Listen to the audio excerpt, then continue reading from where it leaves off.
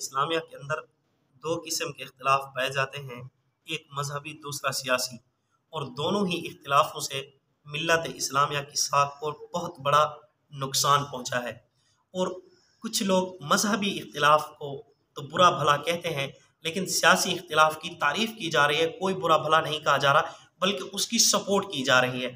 حالانکہ مذہبی اختلاف کے اندر شدت نہ ہو، دائرہ کار کے اندر رہ کر کیا جائے، اختلاف امتی رحمتن تو وہ رحمت ہے، اور جو سیاسی اختلاف ہے یہ تو نری زحمت ہے، نری جہالت ہے، اور دونوں اختلافوں سے اللہ پاک نے ہمیں منع فرمایا ہے، اور ان اختلافات سے بچنے کے لیے اللہ پاک نے ہمیں ایک فارمولہ دیا ہے۔ قرآن پاک کے اندر فرمایا ہے وَاعْتَصِمُوا بِحَبْلِ اللَّهِ جَمِيعًا وَلَا تَفَرَّقُوا، اللہ پاک کی رسی کو مضبوطی سے پکڑ لو۔ حضرت عبداللہ ابن مسعود رضی اللہ تعالی عنہ تفسیر ابن کثیر کے اندر فرماتے ہیں اسی آیت کے تحت کہ اللہ کی رسی آسمانوں سے لٹکی ہوئی ہے، اور تمام انسانوں کو یہی حکم ہے کہ اللہ کی رسی کو مضبوطی سے تھام لیں۔ اب اللہ کی رسی ہے کیا؟ وہ کلام اللہ ہے۔ اب کوئی اس کو ایک فرد یا کوئی پوری ملت یا کوئی پورا معاشرہ اس کو تھامتا ہے تو اللہ رب العزت اس کو عروج نصیب فرماتے ہیں۔ اسی کو حدیث مبارکہ کے اندر یوں ارشاد فرمایا گیا ہے، جناب نبی کریم صلی اللہ علیہ وسلم نے فرمایا یرفع بہذا الکتاب اقواما ویضع بہ آخرین، اللہ قوموں کو اس کے ذریعے بلندیاں دیتے ہیں، اور اسی کے ذریعے جو اس کو چھوڑ دیتا ہے اس کو پستیوں کے اندر ڈال دیا جاتا ہے، اس کو ذلیل اور رسوا کر دیا جاتا ہے۔ کیوں؟ کلام اللہ اوپر سے آیا ہے، جو اس کو تھامتا ہے تو اللہ اس کو بھی کیا کر دیتا ہے؟ بلند کر دیتا ہے۔ اور جناب نبی کریم صلی اللہ علیہ وسلم کو اللہ تعالیٰ نے فرمایا ان الذین تفرقوا دینہم وکانوا شیعا لست منہم فی شیء، جنہوں نے اپنے دین کو تفرقہ بازی میں ڈال دیا ہے اور جنہوں نے مختلف قسم کی پارٹیاں بنا دی ہیں، لست منہم، آپ کا ان کے ساتھ کوئی تعلق نہیں ہے۔ اب اتفاق اور اتحاد کو سب پسند کرتے ہیں، اسکول، کالج، یونیورسٹی اور مدارس، ہر مکتب فکر کے اندر کیا ہے؟ درس دیا جاتا ہے اس بات کا کہ اتفاق اور اتحاد کو پیدا کیا جائے۔ کافر کے ہاں بھی اتفاق اور اتحاد مقبول اور پسندیدہ ہے، مسلمانوں کے ہاں تو ویسے ہی کیا ہے؟ قابل تعریف ہے، لیکن اس کے باوجود یہ اتفاق اور اتحاد ایک خیال، ایک خواب اور ایک افسانہ بن کر رہ گیا ہے۔ اس کی مین وجہ کیا ہے کہ دو آدمیوں کے درمیان بھی آپس میں کوئی اتفاق اتحاد ہے تو وہ کسی مقصد کے تحت، کسی غرض کی وجہ سے تو اتفاق ہے، جیسے ہی وہ غرض پوری ہو جاتی ہے تو بعد میں ان کا اتفاق بھی جاتا رہتا ہے، اور آپس میں محبت باقی رہنے کی بجائے دلوں کے اندر قدورت اور نفرت پیدا ہو جاتی ہے، اور اتفاق اور اتحاد بھی جاتا رہتا ہے، چہ جائے کہ ایک ملت کے اندر کیا ہو؟ اتفاق اور اتحاد باقی رہے۔ تو اتفاق اور اتحاد باقی کیوں نہیں ہے؟ اس لیے اس کا اصول بھی ہمیں بتلایا گیا ہے کہ در حقیقت جو لوگوں کے بنایا ہوا نظام ہے، لوگوں کے بنائے ہوئے پروگرام ہیں، تو وہ اپنی اپنی سوچ کے مطابق بنائے ہوئے ہیں، اور جنہوں نے جو نظام بنایا ہوا ہے وہ یہی کوشش کرتے ہیں ہمارے نظام کو فالو کیا جائے، اور تمام انسان اسی پروپیگنڈا کے اوپر جمع ہو جائیں، اسی پروگرام کے اوپر جمع ہو جائیں، اسی نظام کے اوپر جمع ہو جائیں، اور وہ اپنے نظام کو نشر کرنے کی کوشش کرتے ہیں۔ اور اسلام کا کچھ علیحدہ ہی اصول ہے۔ اسلام کہتا ہے اللہ کی رسی کو مضبوطی سے تھامو، مطلب قرآن پاک کو، قرآنی قوانین کو تھام لو اور قرآنی قوانین کو فالو کرو اور اس کے پیچھے چلو، اور جو امیر متعین ہوگا وہ در حقیقت امیر کوئی بادشاہ نہیں ہوگا، سید القوم فی السفر خاتمہم، وہ در حقیقت قوم کا نوکر اور ملازم اور خادم ہوگا، جو کیا ہوگا؟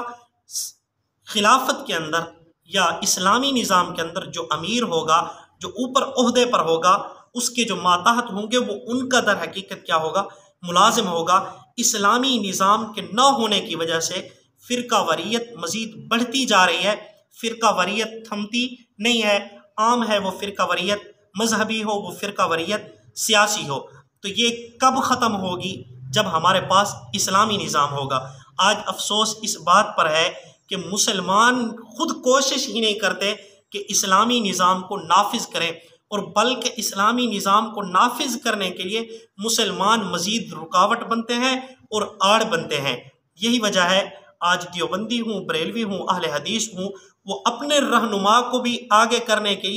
کوشش نہیں کرتے، اپنے لیڈر مذہبی لیڈر کو آگے کرنے کی کوشش نہیں کرتے، بلکہ اس کے راستے کے اندر رکاوٹ بنتے ہیں، اور جو جہلا ہیں ان کو اپنا لیڈر مانتے ہیں، ان کو اپنا پیشوا مانتے ہیں۔ انہی کے متعلق حدیث پاک کے اندر فرمایا گیا ہے کہ کچھ لوگ وڈیروں کو اپنا سردار بنا لیں گے، سئلوا فافتوا بغیر علم ضلوا فاضلوا، کہ ان سے مسائل بھی پوچھیں گے اور وہ بھی بغیر علم کے ان کو مسئلوں کا جواب دیں گے، مسائل بتلائیں گے، وہ خود بھی گمراہ ہوں گے اور دوسروں کو بھی کیا کریں گے؟ گمراہ کریں گے۔ تو آج کچھ ایسا ہی ہو رہا ہے کہ جو مذہبی رہنما ہیں وہ دنیا داروں نے اور اسی طرح میڈیا نے ہماری نظروں میں ان کو برا بنا کر رکھا ہوا ہے، تو آج ہم ان سے دور ہیں، اور ان لوگوں کو جن کو دین کے متعلق کچھ پتہ نہیں، داڑھی نہ مونچھ، اسلام کے متعلق کچھ نہ پوچھ، وہ ہمارے مذہبی رہنما بنے پھرتے ہیں، وہ ہمارے لیڈر بنے پھرتے ہیں، وہ قائد ملت اسلامیہ بنے پھرتے ہیں، جن کو اسلام کے متعلق کچھ پتہ نہیں۔ تو آج مسلمان ہمیں فکر کرنی ہوگی، ہمیں چاہیے کہ ہم اپنے مذہبی رہنماؤں کی سپورٹ کریں، ہم اپنے مذہبی رہنماؤں کو ایوان بالا تک پہنچائیں، ایوان بالا کے اندر اپنے مذہبی رہنماؤں کو پہنچائیں گے تو کم از کم یہ قرآن پاک والے قوانین کو نافذ تو کریں گے۔ وہ ملک، وہ وطن عزیز جو اسلام کے نام پر بنایا گیا ہے، جو قرآنی قوانین کو نافذ کرنے کے لیے بنایا گیا ہے، آج اس کو 77 سال گزر رہے ہیں، اس کے باوجود یہ قرآنی قوانین سے محروم ہے، اور آج تک کسی مسلمان نے اس کو نافذ کرنے کی کوشش بھی نہیں کی۔ تو ہمیں چاہیے جو ہمارے مذہبی رہنما ہیں ان کی سپورٹ کریں اور ان کو آگے کریں، ایوان بالا تک پہنچائیں اور آواز کو اٹھائیں، ہر پلیٹ فارم کے اوپر کام کرنے کی کوشش کریں، اگرچہ فیکٹری کے اندر ہوں، گھر کے اندر ہوں، محلے کے اندر ہوں، شہروں کے اندر ہوں، جہاں کہیں بھی ہیں، جس پلیٹ فارم پر ہیں، اگر ہم مسلمان ہیں تو ہمارا حق بنتا ہے کہ ہم اسلام کو